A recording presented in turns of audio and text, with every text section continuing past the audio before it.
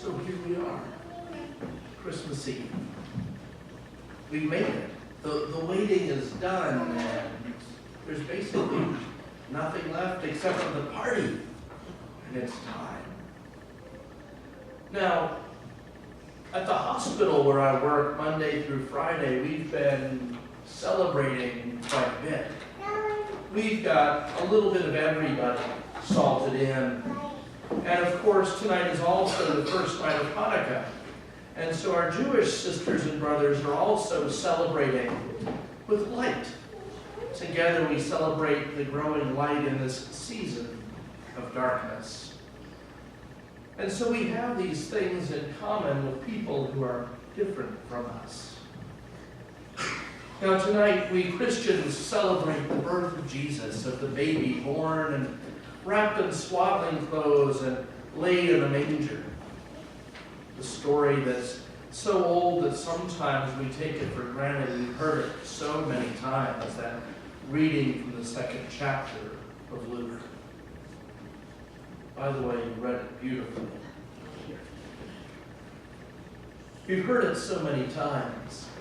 And sometimes it takes something fresh, a new twist, to remind us of just how scandalous the story is. And the story of the herdmans taking over the Christmas pageant is one of those stories of the angel of the Lord who calls out, "Shazam!" and then says, "Go, he's born in the barn." The wise men bringing a ham. There's something about it, though, isn't there? Can you imagine what it would be like if Jesus were born here today and perhaps the holy story that we've told so many times had to be rewritten? Where would Jesus be born? Well, it probably wouldn't be in Danbury Hospital. It probably wouldn't be in a hospital at all. It would probably be in a war-torn village somewhere. One of those places in the world where people are in danger, where they're homeless, where they're wandering, where they're afraid. Jesus wouldn't come to a place of power and prestige, but instead would be born among the last and the least, among those whom society turns their back. But tonight we celebrate a story that's not just about a baby, it's about those who came to visit as well. Those shepherds who came, those dirty, smelly shepherds, keeping watch in the fields, caring for their flocks, doing hard work with their hands. Not the sort of people that you would expect to be invited to a royal birth, a divine birth especially. Yet it was those laborers, those people who were not holding the mid-management or blue or white-collar jobs that were invited. It was those who did the hard work, those who probably got paid minimum wage. And that's who came to the manger that night. Now we get the reading from Matthew that tells of the wise ones who show up on Epiphany. That's not part of the Christmas reading. But we can't separate that either, can we? Matthew tells the story of those wise ones who came bringing their gifts of frankincense and myrrh and gold. And that's part of the story too, even though it comes to us from a different gospel. Because the good news of Jesus isn't just the good news for the poor. It isn't just the good news for the rich. It isn't just the good news for any one group at all. But it's a good news that draws us all together. The poor and the weak, the rich and the powerful, together at the manger with different versions of the story. told. And so tonight we celebrate the gift of a baby who does indeed bring us together. In the darkness of winter, in the darkness of a world that's troubled, we celebrate the gift of light.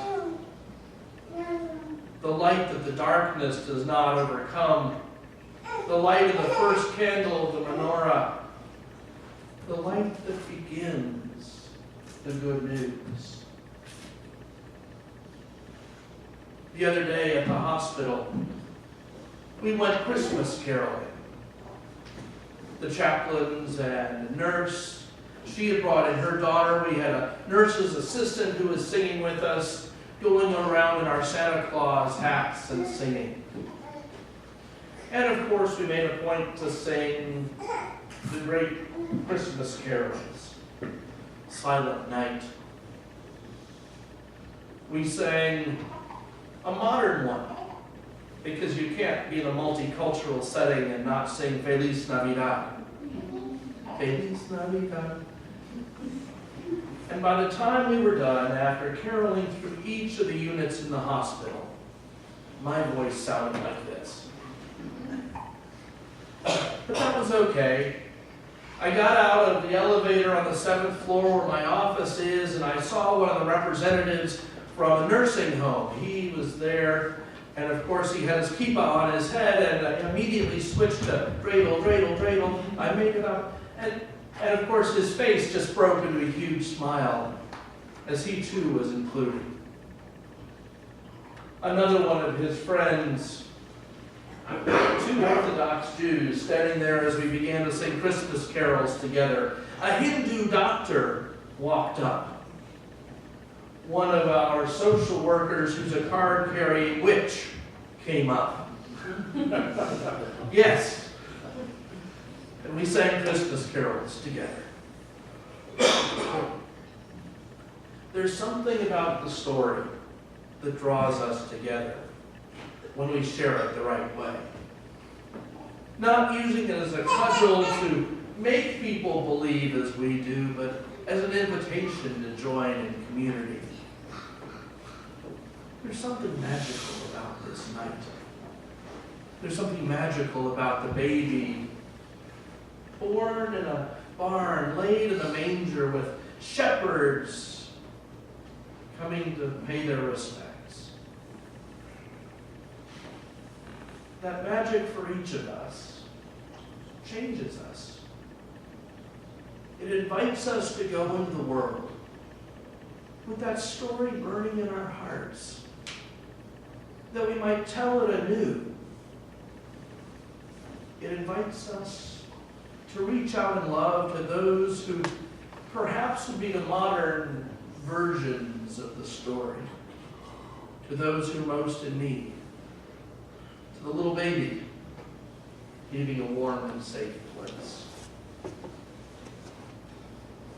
We come this Christmas as people celebrating the story of old and living it out anew.